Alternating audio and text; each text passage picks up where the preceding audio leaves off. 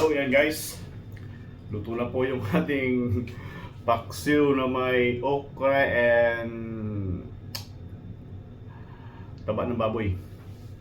So ito yung kakain natin today. Imumukbang natin. Mukbang yan. Kasi wala tayong ibang update videos. Kasi busy ang linya natin. So alright, so yan. Musok pa yung paksiw natin guys. So paksiw na may okra and taba ng baboy. So, pray muna tayo. Lord, Son, Spirit, Amen. Amen. Yan, so, pasensya na guys. Maglaway kayo dyan. Kakain ako dito. So, yun na yung ulam natin. Simpleng ulam lang.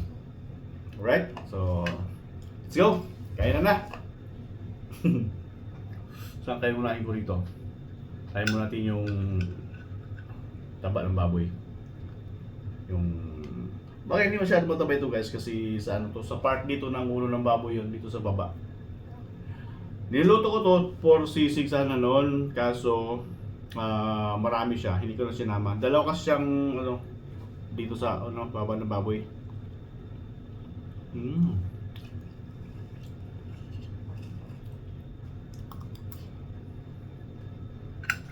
Taba siya. And okra.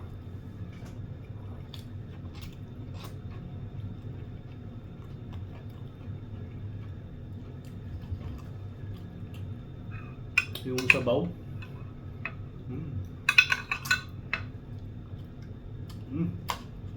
Try nyo guys, promise masarap.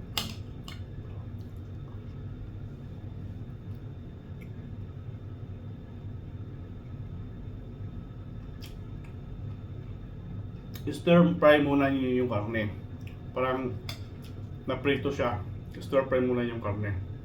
Kung mataba, taba yung baboy. Tanggalin niyo muna yung ibang taba, excess fat niyo. Then saka nyo ihalo yung ano isda, paksiw na yun din.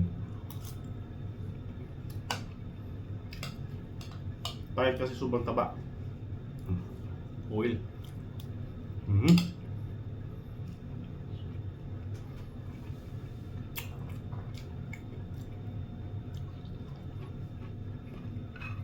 Maganda yung kombinasyon niya.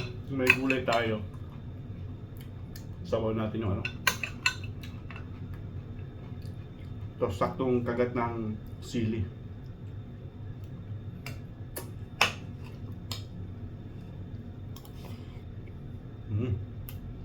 Tapos atsay.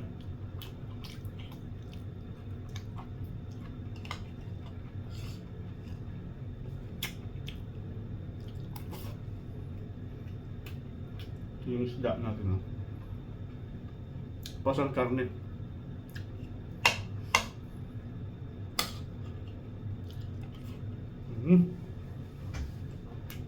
Sarap.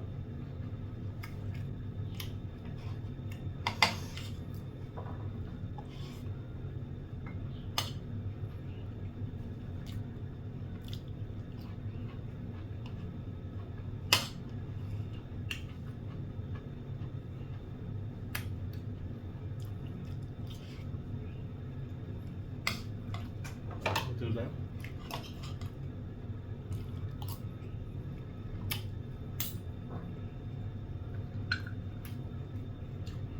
Yan. Isda.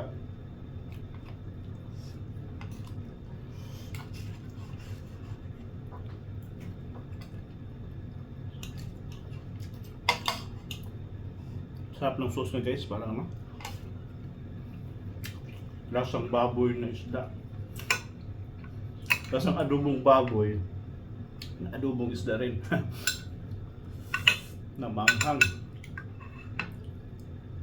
Sarap. Yan o. Sa part ng muso ng baboy ito.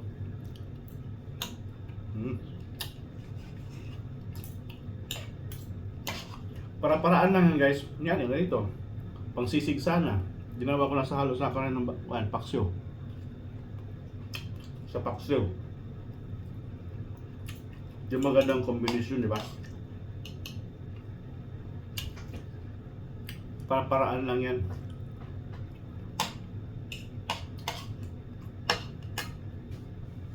Kaso nga, nag-diet tayo. Tayo mo wala tayo kumain ng maraming rice.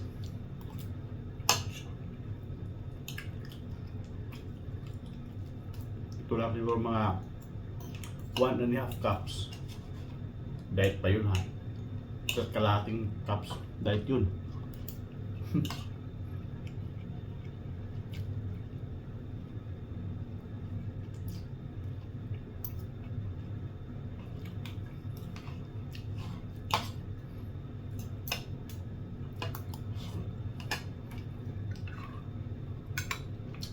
Masarap yung sauce, guys.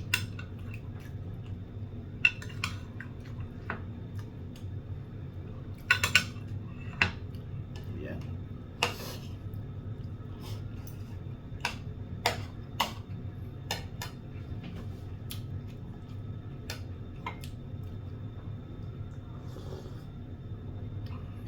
Puriwan ko lang kung makontrol ko yung diet ko ngayon kasi sarap ng ulam.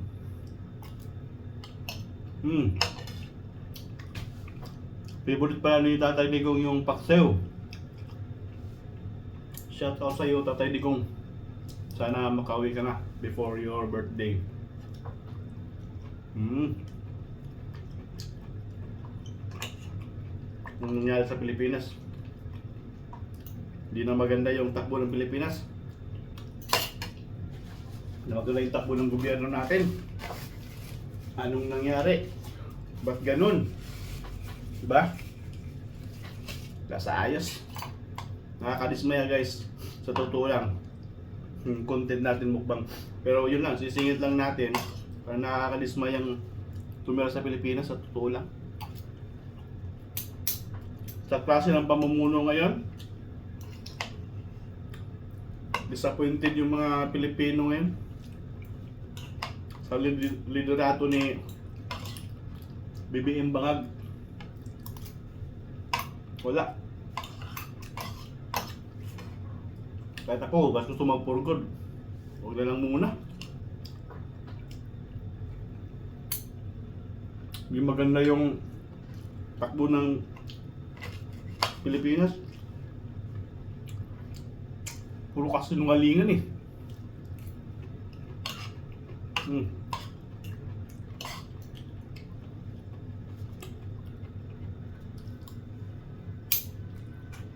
Wala talaga.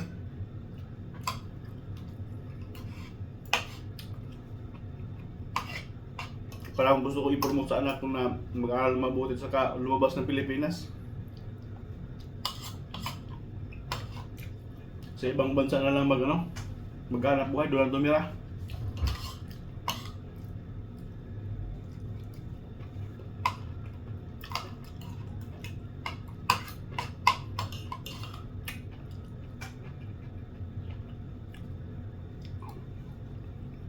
Makin mo, puro kasi nung nalingan.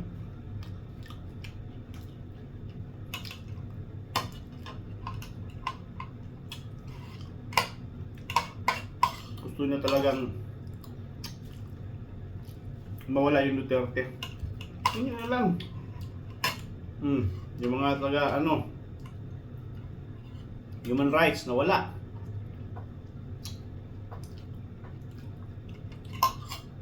Sobra-sobra yung ginawa nila.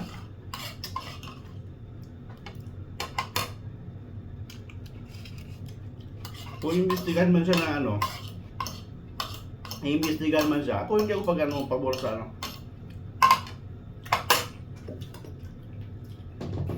napakain tuloy ako. Lagot ko ba? Yan. Naglagot ko, ikaon na pula kalagot. Ikaon ko na yung palagot ba? Sana itabo sa Pilipinas. Walang due process ang ginawa nila dun. Ayaw ko lang umuwi.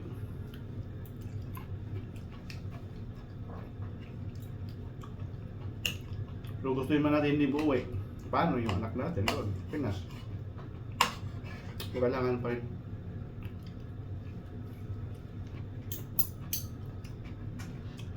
Nakakadismaya lang yung nangyayari.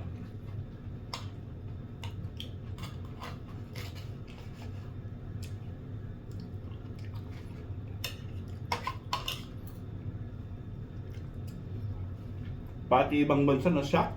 Interpol na shock, bakit inaresto agad? Grabe. Gobyerno ng Pilipinas mismo ang grabe. Ng kagaguhan.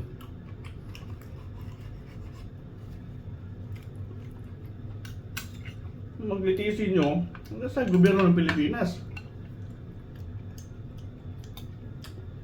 May justice system naman tayo.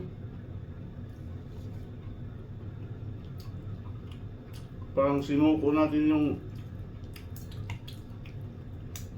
ating kababayan sa ibang sa mga dayuhan, di ba?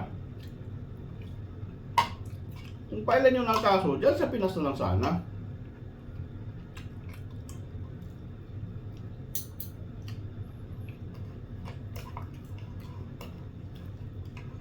Doon nyo pa sinuko sa mga hindi na tayo member doon.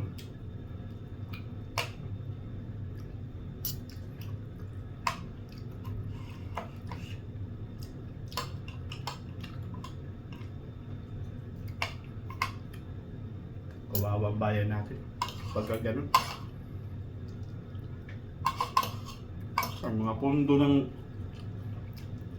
pera ng taong bayan, PhilHealth, SSS, wala, kinuha nila lahat. Hindi sa inyo yun. Hindi tax ng Pilipinas, hindi tax ng gobyerno, hindi tax yun. Ipon namin yun. Kinuha nyo. Kapal ng mukha.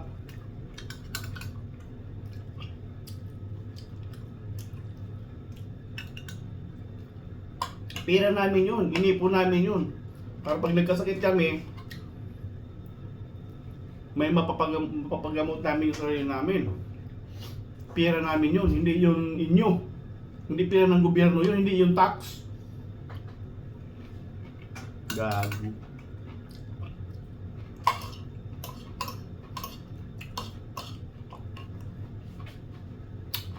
Kaya ako, kumuha na ako ng health insurance. Kasi mga pilit-pilit na yan. Huwag na lang Pati ang SSS, mag-ipon na lang kayo Kaya ngayon, nag-umpisa naman. Binibinta naman yung mga pag-aari ng gobyerno. Baka hindi nyo alam guys.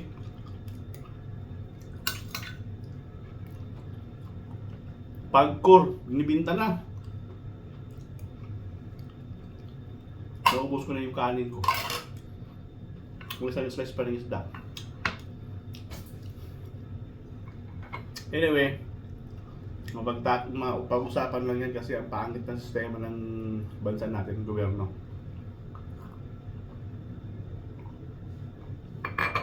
Dito ko lang binuhos yung galit ko sa mukbang. Napadagdag yung kain ko. Kaya guys, thank you so much. God bless na lang sa Pilipinas. Sana makauwi sa talindigong. Right? Thank you! Busog na ako.